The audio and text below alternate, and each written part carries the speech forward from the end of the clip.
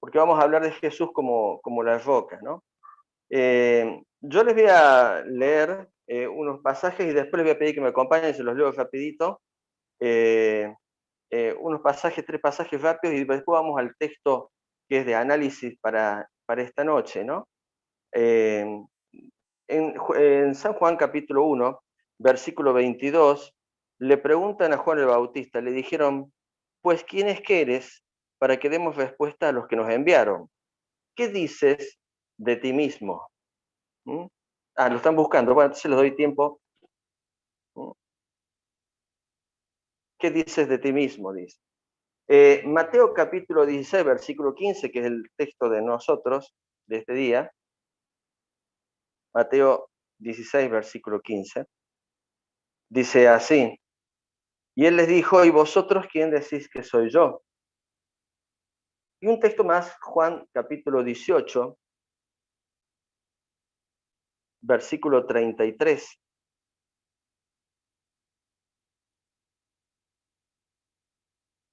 Entonces Pilato volvió a entrar al pretorio y llamó a Jesús y le dijo, ¿eres tú el rey de los judíos? Y Jesús le respondió, ¿dices tú esto por ti mismo o te lo han dicho otros de mí? Son 3 preguntas fascinantes y muy interesantes. Pero ahora les invito a que me acompañen al texto que vamos a meditar hoy día para hablar de Jesucristo como la roca. Un texto muy conocido, Mateo capítulo 16. Mateo capítulo 16, versículo 13, veo que ya está puesto, dice así. Viniendo Jesús a la región de Cesarea de Filipo, preguntó a sus discípulos diciendo, ¿quién dicen los hombres que es el Hijo del Hombre? Ellos dijeron, unos Juan el Bautista, otros Elías, otros Jeremías o alguno de los profetas. Él les dijo, ¿y vosotros quién decís que soy yo? Respondió Simón Pedro y dijo, tú eres el Cristo, el Hijo del Dios viviente. Entonces les respondió Jesús, bienaventurado eres Simón, hijo de Jonás, porque no te lo reveló carne ni sangre, sino mi Padre que está en los cielos.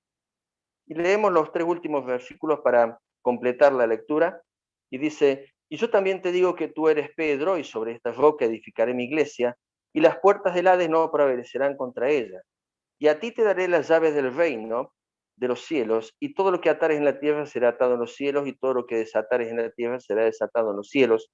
Entonces mandó a sus discípulos que a nadie dijese que él era el Cristo, Jesús el Cristo. Este pasaje de la Escritura, que es muy conocido, plantea muchos temas para tratar. Entre esas está la controversia de si realmente Jesús estaba diciendo que el fundamento de la iglesia era Pedro o no lo era. Eso sería parte de un curso de apologética donde nosotros tendríamos argumentos para discutir y decir que jamás en ningún modo Jesús quiso decir que Pedro era el fundamento de la iglesia, ¿no? También los textos que siguen, que son de una interpretación muy profunda, ¿no? Las puertas del Hades no prevalecen sobre la iglesia, las llaves del reino y todo lo que se ataca en la tierra se ata en los cielos. Sería un tema para tratar aparte, no lo vamos a tratar porque vamos a hablar de Jesús como la roca, ¿no? Quizás algunas cosas mencionemos, pero no todo. Lo importante en este texto es tratar de ubicarnos. Viaje conmigo con la imaginación. Eh,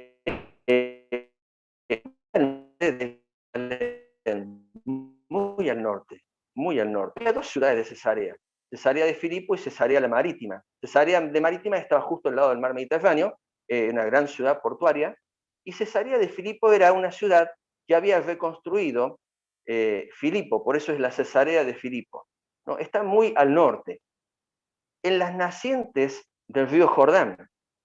Usted si quiere después busque, mire qué interesante que es ver dónde nace el río Jordán.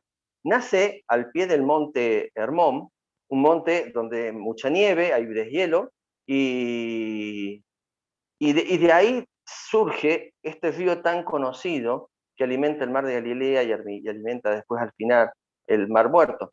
Pero este río nace allí, y es llamativo porque en ese lugar no había tan arraigada la religión de los judíos, no estaba tan arraigada, había mucho paganismo, y en época de los cananeos, en esa región, se hacían sacrificios a Baal, era un lugar realmente bastante feo para meditar en él, ¿no?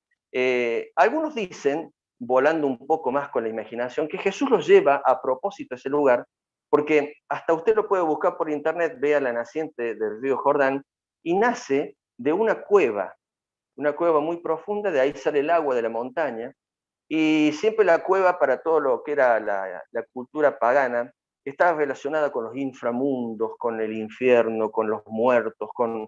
Entonces, los que suponen que Jesús estaba allí, los lleva Jesús aparte a todos los discípulos, los aleja de la ciudad después de discutir con los fariseos, ustedes lo van a ver anteriormente, al principio del capítulo 16, y los lleva bien al norte, y quizás, decimos quizás porque no lo dice la escritura, pero uno podría buscar la cultura de esa ciudad, quizás ahí, en ese lugar de, de mucho sincretismo y de mucha cultura que en la antigüedad era pagana, ahí es donde Jesús le va a formular a los discípulos dos preguntas específicas y muy importantes. La primera está referida al ministerio que él realizó. Él ya lleva un tiempo con sus discípulos caminando, lleva un tiempo enseñando, lleva un tiempo haciendo milagros, llega un tiempo haciendo cosas sobrenaturales, lleva ya un tiempo dando enseñanzas donde la gente se admiraba de su doctrina porque no hablaba como los fariseos, sino que lo hacía con la autoridad de su vida. Entonces, después que pasa un tiempo, lo lleva a sus discípulos allí. Y ahí en la tranquilidad, junto a los 12 muchachos, y les hace dos preguntas. La primera pregunta que les hace está referida a lo que la gente piensa de él. Y dice el texto así: viniendo Jesús a la región de Cesarea de Filipo, preguntó a sus discípulos, ¿quién dicen los hombres que es el Hijo del Hombre? Ahora, llamativamente, fíjense en la pregunta cómo está hecha. Si usted toma aquí, Jesús pone un título de sí mismo, se llama a sí mismo Hijo del Hombre.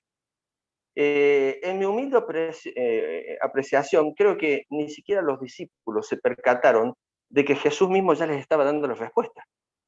Es como si dijeran, ¿quién dicen los hombres que soy yo, que soy el Hijo del Hombre? La respuesta está casi implícita en la idea. ¿Por qué? Porque quizás si hubieran profundizado un poco en las escrituras de la antigüedad, allí en Daniel capítulo 7, versículo 13, ya el profeta, cuando hablaba en una visión acerca de la venida del Mesías, hablaba de un hijo del hombre que vino hasta el anciano de días. Y ahí se hablaba ya de la idea de que el Mesías era el hijo del hombre. Entonces Jesús, utilizando ese título de Mesías, dice, ¿quién dicen los hombres que soy yo, el Mesías? Por eso es que la pregunta está respondida en sí misma, ¿no? Ahora, los discípulos objetivamente le van a decir lo que ellos escuchan del pueblo. Es decir, ya habiendo visto el pueblo muchos milagros, muchas enseñanzas, habiendo visto la vida de Jesús, las respuestas son variadas. Dice Mateo capítulo 16, versículo 14, y ellos dijeron, uno Juan el Bautista, otro Elías, pero otro Jeremías u otro de los profetas. Fíjese qué llamativo que es esto. En primer lugar, unos dicen que, mira Señor, algunos dicen que tú eres Juan el Bautista.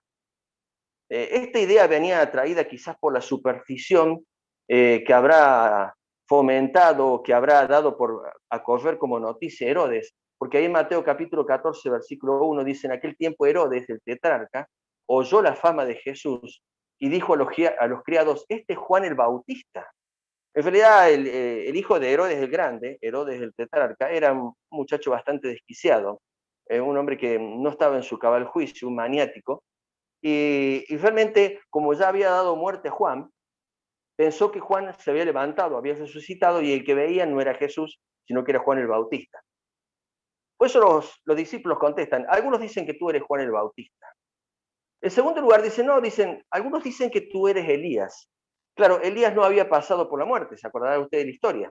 Y aparte, en los últimos versículos del libro de Malaquías, o sea, la forma en que termina el Antiguo Testamento termina anunciando que el Mesías iba a venir precedido por un Elías.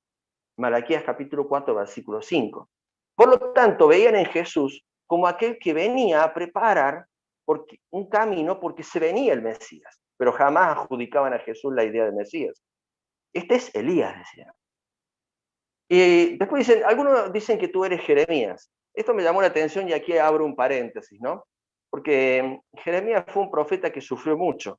Usted verá, están las lamentaciones de Jeremías, un hombre que le tocó una tarea difícil. Y Dios le encargó que hiciera la tarea, por difícil que fuera. Y murió en el destierro. Y uno diría, pobre, fue un profeta que no tuvo ni gloria. Fue un profeta que sufrió el desprecio de la gente, todo.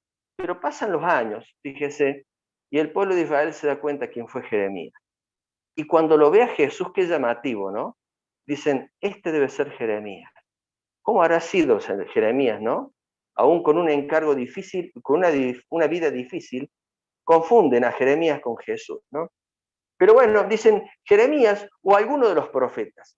Mire, cualquiera sea la respuesta que uno puede encontrar que dieron los discípulos, ninguno de ellos dijo de que la gente identificaba a Jesús como una persona con identidad propia, sino que la respuesta era, la gente te asocia a vos con alguien del pasado, con Juan el Bautista, o con Elías, o con Jeremías, o con algún profeta, pero jamás se les ocurrió pensar que él era una persona con identidad, alguien distinto a cualquier otro de la antigüedad. Es decir, el pueblo aún, con todo lo que había visto, con todo lo que había escuchado, y con la personalidad de Jesucristo caminando por las calles de las ciudades de Israel, nunca atribuyeron a Jesús la idea de que era el Mesías. Entonces viene aquí la segunda pregunta que hace Jesucristo. La segunda pregunta de Jesús, ¿y vosotros quién decís que soy yo? Es interesante esto porque uno diría, ¿cómo puede ser que no vayan a tener la respuesta a mano? Indudablemente la tienen que tener a mano porque estuvieron compartiendo con Jesús y habiendo visto muchas cosas en la intimidad. Y fíjense en que Pedro da una respuesta, pero Jesús le dice, esto no se te ocurrió a vos. Y así lo hubiera dado otro discípulo, tampoco se le ocurrió a Pedro. Dice así el texto. Y versículo 16, respondiendo Simón Pedro, dijo, tú eres el Cristo, el Hijo del Dios viviente.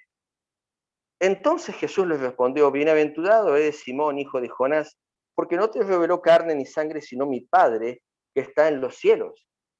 Es decir, eh, Jesús le dice, mira, Pedro, tu declaración es tan fuerte que ni siquiera has entendido la tamaña declaración que acabas de hacer.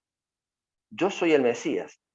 A partir de este momento, si usted se fija al final del versículo 20, Jesús manda a los discípulos que no digan nada a nadie de que Él era el Mesías. Y el versículo que sigue, el 21, dice que desde entonces comenzó Jesús a declarar a los discípulos que era necesario ir a Jerusalén y padecer de los ancianos, de los principales sacerdotes y los escribas, y ser muerto y resucitar al tercer día. Fíjense en qué importante. Después de esta declaración de Pedro, donde los discípulos entienden que Jesús avala esta declaración y que Jesús está diciendo lo que acaba de decir Pedro es la verdad, yo soy el Mesías. A partir de esa declaración le dicen, pero no se lo digan a nadie, ya después lo diré, y aparte sepan que a partir de ahora les voy a empezar a decir que me es necesario ir a Jerusalén y padecer mucho, y voy a morir y voy a resucitar. No es un quiebre, sino que este texto marca una línea en los evangelios. A partir de acá Jesús empezará a contar otras cosas que antes no había contado. Pero qué maravilloso, porque la declaración de Jesucristo dice, tú eres el Cristo. Cristo es ungido, es es el paralelo de decir, tú eres el Mesías, el Hijo del Dios viviente, el que esperábamos. ¿Se acuerdan cuando Juan el Bautista estaba encarcelado y mandó a preguntar? Tuvo un momento de debilidad donde tuvo que mandarle a preguntar a Jesús, ¿eres tú el Cristo o esperamos a otro? Y Jesús le dijo, miren, vayan y cuéntenle a Juan el Bautista, los enfermos son sanados, los paralíticos caminan, el reino de los cielos ha comenzado. O sea, como descansa en paz, tranquilo. Esto ya empezó lo que vos estabas esperando. Y aquí Jesús está señalando que la declaración que hace Pedro, perdón, y que es una revelación por parte de Dios, es nada más que la verdad de que Él era el Mesías, ¿m? El Mesías, el Hijo de Dios, ¿no? Es muy llamativo esto. ¿Saben por qué? Cuando Jesús menciona aquí por primera vez un término, los discípulos no se percataron de esto. Jesús dijo así: bienaventurado eres Simón, hijo de Jonás, porque no te lo reveló sangre y sangre, sino mi Padre que está en los cielos. Y yo también te digo que tú eres Pedro, y sobre esta roca edificaré mi iglesia. Y yo me quedo pensando ahí, me meto ahí entre los muchachos, entre los 12 que estaban ahí. Jesús habla de iglesia. Nunca se escuchó esto. Este término en griego, eclesia, los que están llamados aparte, un grupo nuevo. Jesús por primera vez está diciendo que va a haber algo nuevo, algo que Él ha instituido, que va a ser comprado con un precio muy caro, según dice Pedro, con la sangre preciosa de Cristo. Hay un pueblo nuevo que va a salir. Dice, sobre esta roca, sobre esta declaración tuya, Pedro, voy a edificar la iglesia. Y yo no sé si los discípulos lograron entender la totalidad de lo que Jesús decía. Nosotros, porque tenemos el canon entero de las Escrituras, la Biblia, entendemos todo, pero Jesús está acá hablando de una nueva institución, la iglesia. Mire, desde la muerte y resurrección de Jesucristo, el concepto de habitación de Dios acá en la tierra ha cambiado. No hace falta que lo busquen, se lo leo, es muy cortito. Éxodo 25:8 dijo así Dios: y harán un santuario para mí y habitaré en medio de ellos. Dios iba a habitar en medio de ellos. Pero cuando llega esta declaración de Pedro y después del Pentecostés que se abre una nueva etapa donde comienza la iglesia, dice Efesios capítulo 2, versículo 19, dice así, permítanme que lo busque. Versículo 19 al 22. Así que ya no sois extranjeros, dice el apóstol Pablo, ni advenedizos, sino conciudadanos de los santos y miembros de la familia de Dios, edificados sobre el fundamento de los apóstoles y los profetas, siendo la principal piedra del ángulo Jesucristo mismo, en quien todo el edificio, y no está hablando de Israel, está hablando de una nueva institución, la que creó Jesús, en quien todo el edificio, bien coordinado, va creciendo para ser un templo santo en el Señor, en quien vosotros también sois juntamente edificados para morada de Dios en el Espíritu. En Éxodo Dios había dicho que Él harían un santuario a los israelitas y que Él iba a morar en medio de ellos. Ahora Pablo dice, hay una institución nueva en quien vosotros también estáis edificados para morada de Dios en el Espíritu. Dios morando con otra gente también. Qué importante que es este concepto. Pablo repite esto de que Jesús es la piedra, Jesús es el fundamento, Jesús es la roca, Jesús es la base de esta institución nueva, de esta declaración de Pedro. Lo dice también en 1 Corintios capítulo 3, versículo 9, y dice así, porque nosotros somos colaboradores de Dios, y vosotros sois labranza de Dios, edificio de Dios, conforme a la gracia de Dios que me ha sido dada. Yo como perito arquitecto puse el fundamento y otro edifica encima, pero cada uno mire cómo sobreedifica. Y escuche bien este texto y subráyalo en su Biblia. Porque nadie puede poner otro fundamento que el que está puesto, el cual es Jesucristo. No existe otro fundamento para la iglesia que no sea Jesucristo. La iglesia católica, la iglesia oficial, eh, ha fundado el texto este de la declaración de Pedro, diciendo de que la iglesia está apoyada sobre el apóstol Pedro y que de ahí en más empieza la sucesión de los papas. Entonces, el vicario de Cristo en la tierra es el Papa. Nada más lejos de la realidad, el vicario de Cristo en la tierra es el Espíritu Santo y lo declara el mismo Jesucristo cuando dice que Él se va a ir, pero va a enviar a otro consolador, el cual estará con vosotros y en vosotros. O sea que no hay ninguna duda y es plenamente seguro que nosotros podemos decir que el vicario de Cristo en la tierra es el Espíritu Santo. Pero el fundamento de la iglesia, y lo dice muy claro Pablo, dice, nadie puede poner otro fundamento que el que está puesto, que es Jesucristo. Jesucristo es el fundamento de la iglesia. La iglesia, el conjunto de hermanos que en la totalidad de este planeta han aceptado a Cristo en el corazón, creen en Jesucristo y han recibido al Señor en sus vidas. Esta es la iglesia. Vosotros sois edificios de Dios. Dice Hebreos 3:6, Cristo como hijo sobre su casa, la cual casa somos nosotros. Nosotros somos la casa y Él es el fundamento y el hijo que se mueve en su casa. Mire, para que nos saquemos cualquier tipo de duda acerca de que Jesús es la roca y que la Biblia dice que Jesús es la roca y que no hay otra persona ni institución que pueda ser la roca, hay tres aspectos en la Biblia que dicen que hablan acerca de la roca y que es Jesucristo. El primero es con referencia al mundo gentil. Con referencia al mundo gentil, o sea, al mundo no creyente, a las naciones, en el juicio final, según dice Daniel capítulo 2, versículo 34, Jesús es la piedra que va a herir a las naciones. Eso está claro y está profetizado. En segundo lugar, para el pueblo de Israel, el Mesías era la piedra. El problema estaba que ellos esperaban un Mesías que se proclamara rey y Jesús vino como un siervo. Y al presentarse de esta manera y morir en la cruz, esto fue una piedra de tropiezo para ellos y una roca que hace caer. Lo dice Isaías, ya lo profetizó el profeta Isaías en el capítulo 8, diciendo, entonces él será por santuario, pero a las dos casas de Israel, por piedra para tropezar y por tropezadero para caer y por lazo y por red para el morador de Jerusalén. Y muchos tropezarán entre ellos y caerán y serán quebrantados y se enredarán y serán apresados. Pablo está describiendo que para el pueblo de Israel iba a ser un tropiezo la cruz de Cristo. ¿Por qué? Y porque todos esperaban que el Mesías viniera y los liberara de los romanos. ¿Se acuerdan ustedes de los dos discípulos de Maús que iban caminando tristes?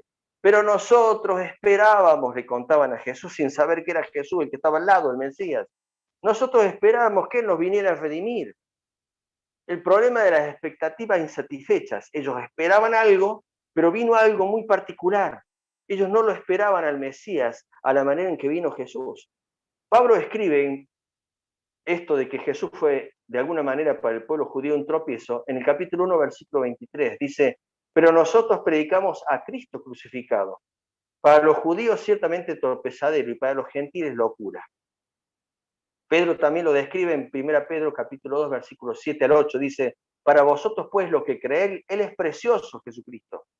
Pero para los que no creen, la piedra que los edificadores desecharon ha venido a ser cabeza del ángulo, y piedra de tropiezo, y piedra y roca que hace caer, dice. Fíjese que llamativo, Pedro mismo podría atribuirse, si es así como dice la religión católica, el derecho de ser el fundamento, y sin embargo él dice que no, que es Jesús la piedra angular, sobre la cual está apoyada el edificio, que es la iglesia, la cual somos nosotros, dice Pablo. Efesios capítulo 2, versículo 20 dice, acercándoos a él, piedra viva, desechada ciertamente por los hombres, mas para Dios escogida y preciosa. Vosotros también como piedras vivas, sed edificados como casa espiritual y sacerdocio santo, para ofrecer sacrificios espirituales aceptables a Dios por medio de Jesucristo. El mismo Pedro, en Hechos capítulo 4, versículo 11, dice, este Jesús es la piedra reprobada por los edificadores, la cual ha venido a ser cabeza del ángulo. Y por último, no los quiero llenar con tantos versículos, pero quiero mostrarle que la Escritura está llena de textos bíblicos que dicen que la piedra angular, que la piedra y el fundamento de la iglesia es Jesucristo. Y el testimonio más fuerte es el del mismo Jesús. Mateo capítulo 21, versículo 42, dice así, Jesús le dijo, ¿nunca leíste en las Escrituras? La piedra que desecharon los edificadores ha venido a ser cabeza del ángulo. El Señor ha hecho esto y es cosa maravillosa a nuestros ojos. Por tanto os digo, le dice a los judíos, que el reino de Dios será quitado de vosotros y será dado a gente que produzca los frutos de él. Y el que cayere sobre esta piedra será quebrantado, y sobre quien cayere le desmenuzará. Claramente Jesús dice, el reino les va a ser quitado para ustedes, va a ser trasladado ahora este reino espiritual a una gente que va a producir fruto, a la iglesia. A la iglesia. Pero esto es para explicar, yo le mencioné todos estos versículos y quizá a ustedes les ha parecido tedioso que mencione tanto, pero lo que quería es dejar bien en claro que en la declaración de Pedro es donde está puesta la roca. Y cuando Jesús dice sobre esta roca edificaré la iglesia, lo que Jesús está diciendo sobre la declaración que tú hiciste, de que yo soy el Mesías, el Hijo del Dios vivente, sobre esta declaración yo voy a edificar la iglesia. Ahora, no sé si usted prestó atención a la primera canción que cantó nuestra hermana. Qué lindo, qué linda canción, que me gustaría que cuando termináramos la reunión la volviera a cantar, ¿no? Que Él es la roca nuestra, Él es nuestra roca, y nosotros somos piedras vivas edificadas sobre Él. ¿Sabe? Y acá quiero llevar a la parte práctica, y no voy a ser extenso, hermanos, con el mensaje. Les aseguro que yo no soy muy largo. Aunque esto tiene mucho de teología, creo que los voy a cansar mucho. ¿Cuál es la importancia de que Jesús sea la piedra fundamental de la iglesia? ¿Cuál es la importancia de que Cristo sea nuestra roca eterna? En primer lugar, le voy a dar varios tips. En primer lugar, es entender esta. La base de nuestra creencia, de la suya hermana, de la suya hermano, nuestra creencia es la base nuestra, Jesucristo, vive. ¿Escuchó bien? Nuestra roca vive. Nuestra comunidad cristiana, la iglesia, es la única en materia de religión. Si queremos hablar de religión, nunca nos gusta hablar de religión. Nosotros hablamos que nosotros no tenemos una religión, sino que tenemos una relación. Nosotros no somos religiosos con Dios, sino que con Él tenemos una relación de vida con Él, ¿no? Si nosotros queremos hablar de religión, podemos decir que nuestra fe, nuestra proclama, está basada en un Dios que vive, y que entre las religiones de los hombres, ellos no pueden decir lo mismo. El judaísmo, si usted quiere convertir a un judío, tiene que demostrarle primero de que Jesús es más grande que Moisés. Sin embargo, ellos saben que Moisés está muerto. Y nosotros decimos, nuestro Jesús vive. Si usted quiere hablar del Islam, hay que hablar de Jesús y hay que hablar de Mahoma. Pero Mahoma está muerto. Pero nosotros decimos, nuestro Jesús vive. Si queremos hablar de los que predican a Confucio, Confucio murió. Si queremos hablar con los budistas saben que Buda murió. Y nosotros seguimos diciendo, pero nuestro Cristo vive. Por eso es que el cristianismo es la única religión, si queremos llamarla de esa manera, que predica que su fundamento está con vida. Y es más, lo predicamos a viva voz de que también lo estamos esperando. ¿Se da cuenta la idea de cuál es la solidez de lo que nosotros creemos? Nosotros estamos parados sobre un Cristo que vive. Nuestra creencia tiene vida, no por nosotros, sino por el fundamento, por Jesucristo. Porque vayan y busquen en la tumba, a ver si lo encuentran, y encontrarán una tumba vacía. En primer lugar, yo digo, qué importante que es que cada día pensemos esto. Nuestro Jesús es nuestra roca, y nuestra roca es una roca viva. Es una roca viva. ¿Por qué es importante decir de que Jesús es la roca? Porque sobre la idea de la roca, de algo firme, es sobre la cual nosotros tenemos convicción. Mire, me he encontrado con personas a las cuales yo les he hablado de Cristo, o personas con las cuales he compartido mi fe, y les he dicho que yo tengo la esperanza y la plena certeza de que el bien y la misericordia me seguirán todos los días de mi vida, y que en la casa de Jehová moraré por largos días, que a mí me espera el cielo. Y las personas me miran como diciendo, sos demasiado presuntuoso en decir eso, porque estás diciendo de que sos merecedor del cielo. Y no, para nada.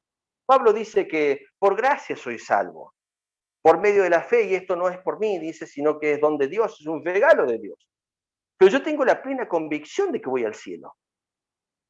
Cada vez que hay un velatorio de una persona que no ha aceptado a Cristo, hay angustia, hay dolor, porque no se sabe, hay una incertidumbre.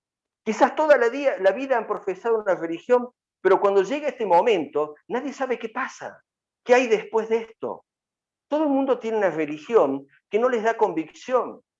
Nuestra roca, y decimos que Jesús es nuestra roca, nos da convicción. Y nosotros creemos en un cristianismo que a nosotros nos da la capacidad de poder hablar con certeza. Si usted habla lo que la Biblia dice, no le quepa la menor duda, no le quepa la menor duda de que lo que está diciendo es firme. Jamás Jesús titubeó en lo que decía. Jamás Jesús corrigió algo que había dicho anteriormente. Jamás dijo, voy a corregir uno de mis discursos, voy a enmendar uno de mis mensajes. Jamás Jesús se corrigió. Aún en los temas más controvertidos, Jesús era la palabra final.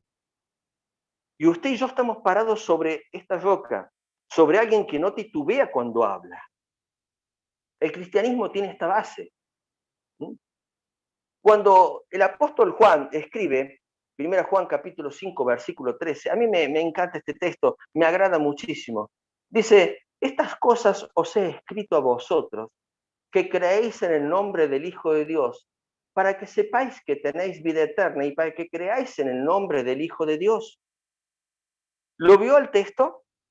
El texto no dice, estas cosas yo les escribo para que ustedes especulen, para que ustedes piensen, tengan la viva esperanza que en una de esas tienen vida. No, Juan es categórico. Estas cosas yo les escribo para que sepáis que tenéis vida. Y qué bueno que es tener una palabra que está fundada en la roca que es Cristo y que nos da seriedad y que nos da firmeza en poder afirmar lo que predicamos y lo que creemos. Usted, hermano, no tiene una fe que titubea, porque está basada en la persona de Cristo. Jesús jamás titubeó. Jesús dijo, el que tiene el Hijo, tiene la vida. El que no tiene el Hijo, no tiene la vida. ¿Qué parte del mensaje no se entiende? Es muy sencillo. Jesús no hablaba con matices de color distinto, o será blanco o será negro. Jesús dijo acerca de sí mismo que él era la manera de llegar a Dios. Mire, hay muchas religiones que dicen, bueno, hay que buscar un santo porque él nos acerca a Dios. A Cristo por María, dicen algunos. Nos acerquemos a Dios o alguna religión, todos los caminos nos guían a Dios. No, Jesús dijo, yo soy el camino, la verdad y la vida, y nadie va al Padre si no es por mí. ¿Qué parte del mensaje no se entiende? ¿Usted lo ve a Jesús titubeando? ¿Le cabe la duda de qué forma llegar a Dios? Yo soy el camino, y nadie va al Padre si no es por mí. Y los apóstoles dicen, porque hay un solo Dios y un solo mediador entre Dios y los hombres, Jesucristo. ¿Qué parte del mensaje no se entiende?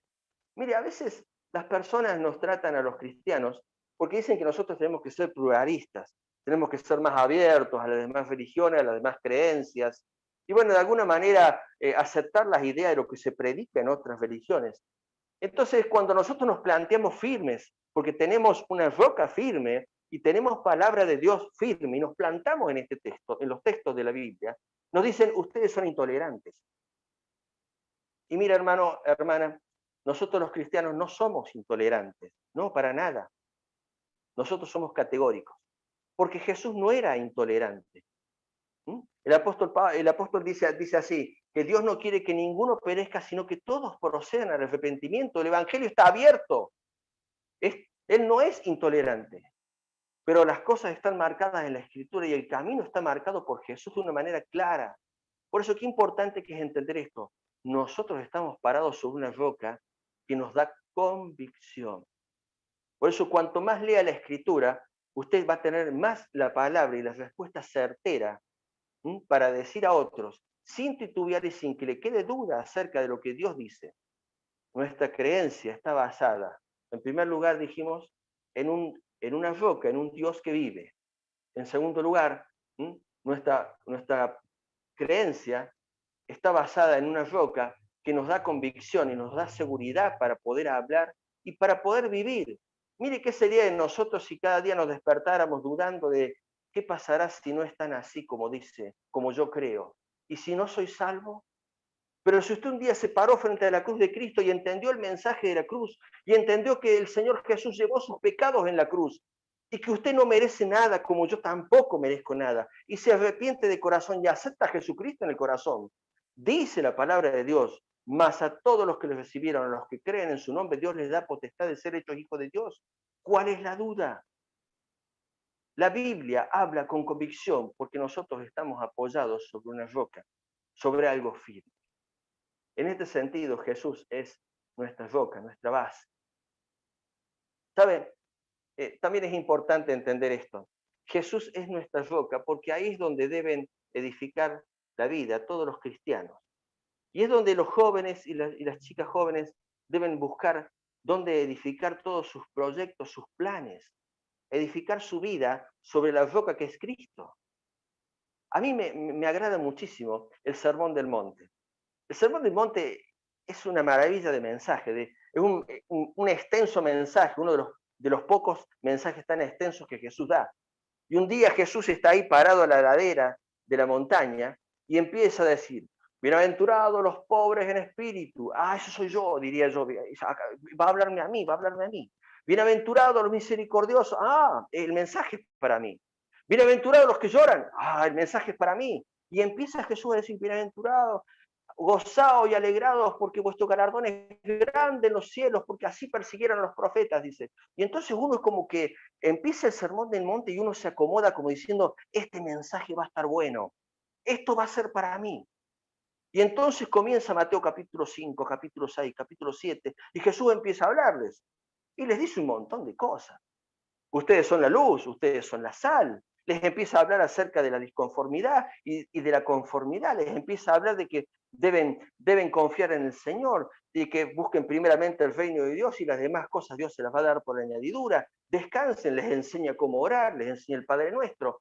Y uno en el momento más alto del mensaje, uno diría, estábamos en una campaña evangelística, ¿no? Y ahí estaba Jesús, y de repente en el mejor de los momentos, en el final, donde uno dice, bueno, nos tomamos de la mano, cerramos los ojos y vamos a levantar y dar gloria a Dios. No, no, no, no. Jesús termina el Sermón del Monte con el capítulo 7 y se para firme ante la multitud y les dice, escuche bien lo que le va a decir Jesús. Si alguno oye mis palabras y no lo hace, yo le compararé con, y si alguno escucha mi palabra y la hace, yo la compararé con. Yo digo, no hay forma de terminar el mensaje así. Yo digo, Jesús ahí estaba trayendo a la gente y uno diría, se va a llevar la multitud. Pero Jesús es objetivo, Él viene a decir una verdad. Y a Él no le interesa traer a la gente porque sí, ver manos levantadas, ver gente que llora. No, no, no. Él quiere que la gente lo siga realmente porque está convencida de lo que Él ha dicho. Y dice, si alguno oye mi voz, alguno oye mis palabras y no las hace, yo le voy a comparar con un hombre que edificó su casa sobre la arena. Y usted se acordará de esta historia, ¿se acuerdan de la historia? Dice, un hombre que edificó su casa sobre la arena. Pero si usted hace, dice, las palabras que yo he dicho, lo voy a comparar con un hombre que edificó su casa sobre la roca. Y fíjese que la palabra que está dando el Señor Jesucristo se la da a dos personas que viven la misma experiencia. Los dos pasan por la misma adversidad, una tormenta, un momento difícil. Por eso creo que queda adecuado que fue el segundo coro que cantamos. Vino una tormenta muy grande y el resultado de la edificación de las dos personas fue distinta. Hubo miseria para aquel que edificó sobre la arena, pero la casa permaneció en pie para aquel que edificó la casa sobre la roca. Hermanos, y esto nos toca a nosotros, porque esto a veces lo usamos para predicar a la gente, y está bien, por ahí lo podemos usar, diciendo, si usted pone toda su confianza en las riquezas, si pone la confianza en la religión, está edificando sobre la arena. Si usted se confía en Jesucristo y se apoya sobre la roca, usted va a ver que está edificando bien su vida. Y está bien, pero pensemos esto para nosotros, hermanos.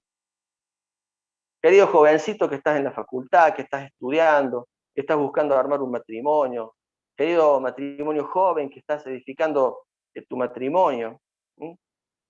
En vano trabajas si el Señor no lo edifica, si la roca no es Jesús. Hermano, en vano nosotros nos preocupamos y nos afanamos si tenemos los pies sobre la tierra y no nos hemos dado cuenta que Jesús nos dice que pongamos la mira en las cosas de arriba porque allá está la roca nuestra. Qué bueno que es este pasaje, porque este pasaje lo que me está diciendo es que aún en medio de la adversidad, el que está apoyado sobre la roca es aquel que pasa la tormenta. ¿Quién le dijo a usted, hermano, que la vida es fácil? ¿Quién le dijo a usted que la vida es justa? La vida no es justa, Dios es justo. Y muchas veces atravesamos por tormentas, por dificultades, y a aquellos que han puesto su confianza en Jesucristo, pero que aún siendo cristianos no se han olvidado de Él y que cada mañana amanecen pensando de que la roca de sus vidas es Jesucristo. Puede venir y soplar cualquier viento de tribulación, de prueba, hermano, que su vida va a permanecer firme, va a permanecer firme. Nuestra roca nos mantiene en medio de la tormenta. Dulce refugio en la tormenta, decía la canción. Es Jesucristo el Salvador. Es nuestra roca donde apoyamos. Mire, acá en Córdoba tenemos, pasando tras la sierra, pasando las altas cumbres, tenemos una ciudad que se llama Mina Clavero, y ahí en medio hay un río muy importante, ustedes también deben tener ríos, y hay un río muy importante que atraviesa ahí, que no es muy grande, pero de repente este río entra en medio de una caverna entre dos elevaciones de dos rocas muy grandes, que tendrán unos 20 metros cada una. Y, y el río de por sí no llega ni siquiera a los tobillos, ¿no? De por sí el río, cuando se hace ancho. Pero en ese lugar es como que se ha armado una ollita, le decimos, no sé cómo le dirán en Formosa allá, pero se arma como una lagunita ahí, y los chicos son capaces de tirarse desde arriba de la montaña. Y se tiran y caen porque el río es profundo ahí. Y yo recuerdo haber nadado, no me tiré, pero me recuerdo haber nadado ahí. Y uno cuando se tira en ese lugar, empieza a mover los brazos, empieza a mover los pies porque no hace pie. Hasta que de repente, cuando se va acercando, toca con los pies algo y ahí se da cuenta que es la roca, que ha tocado la piedra. Y uno ahí se siente seguro. ¿Sabe que a veces en la vida, nosotros los cristianos, nos metemos en la parte profunda y estamos chapoteando con las manos y con los pies y no somos capaces de buscar la roca donde hacer pie y darnos cuenta que desde ahí nuestra vida va a ser firme? A veces depositamos nuestra confianza, nos salimos por un momento de la espiritualidad y depositamos nuestra confianza en otra cosa. Y viene la tormenta y no sabemos dónde apoyarnos. Qué bueno que es cuando uno está en el río, sentir que los pies están haciendo pie casualmente en una roca. ¿No se siente más seguro usted? Ahora yo le hago una pregunta. ¿Qué es más fácil? En el lugar donde usted no hace pie, si usted tiene una piedra en la mano, ¿usted la puede tirar para arriba? ¿No es más fácil tirar la piedra para arriba cuando usted está apoyado sobre la roca? Porque la piedra le da fuerza. Sabe que a veces estamos sirviendo al Señor en la iglesia, todo, y lo hacemos con nuestras fuerzas, lo hacemos como chapoteando en el agua y estamos tratando de llevar para adelante la obra sin hacer pie. Busque la roca, descanse. Y cuando usted encuentra que hizo pie sobre Cristo, usted va a ver cómo puede llevar la obra del Señor para adelante. Porque es más fácil haciendo pie sobre la roca que chapoteando en el agua. Jesucristo es nuestra roca. Jesucristo es nuestro sostén. Es así como amanecemos cada día. Una vez un hermano, y con esto voy a terminar, ¿no? Un hermano me dijo, hay veces que en medio de tantos problemas, me ha tocado despertarme a la mañana y decir, Señor, gracias por un nuevo día. El día va a ser difícil, pero sé que voy a estar apoyado en ti y me ayudarás a llevar las cargas. Sabe que a veces amanecemos nosotros y decimos, uy, otro día más, y aún tengo cosas irresueltas, y se viene esto, y se viene aquello, y se viene... Hermano, hermana, tenemos a Cristo como nuestra roca. ¿Por qué no nos apoyamos? ¿Por qué no hacemos pie ahí? ¿Por qué nos lanzamos a lo profundo para estar chapoteando ahí sin saber dónde hacer pie? Jesucristo es nuestra roca, nuestro sostén. Pero esto es importante poder decirlo de la perspectiva personal de uno. Porque ¿saben qué? La pregunta de Jesús a los discípulos, yo siento que en esta noche Jesús nos la hace a nosotros. ¿Quién dice usted, hermana, hermano, jovencita? ¿Quién dice usted que es Cristo? ¿Quién es Jesucristo para usted? ¿Forma parte de su religión, de su creencia? Sí, está bien, aceptó a Cristo, pero ahí está Cristo, sí. ¿No forma parte vital de su vida? ¿Quién es Jesús para usted? ¿Quién es? ¿Quién es? ¿Lleva usted las cargas o o se las ha dejado a Él? Jesús es mi roca, es donde yo puedo descansar. Hace mucho tiempo Quizás Waldo lo haya escuchado porque alguna vez yo lo he comentado esto. A un ancianito le preguntaron, ¿qué es Jesús para usted? Los muchachos de la iglesia lo veían a este hermano tan devoto que cantaba en la cena, los himnos, y se emocionaba tanto. Y le decían, un día entonces los muchachos se acercaron para ver qué respuesta daba el hermano este de tantos años. Y le preguntaron, hermano, ¿quién es Jesús para usted? Y el hermano emocionado dijo, lo que Jesús es para mí.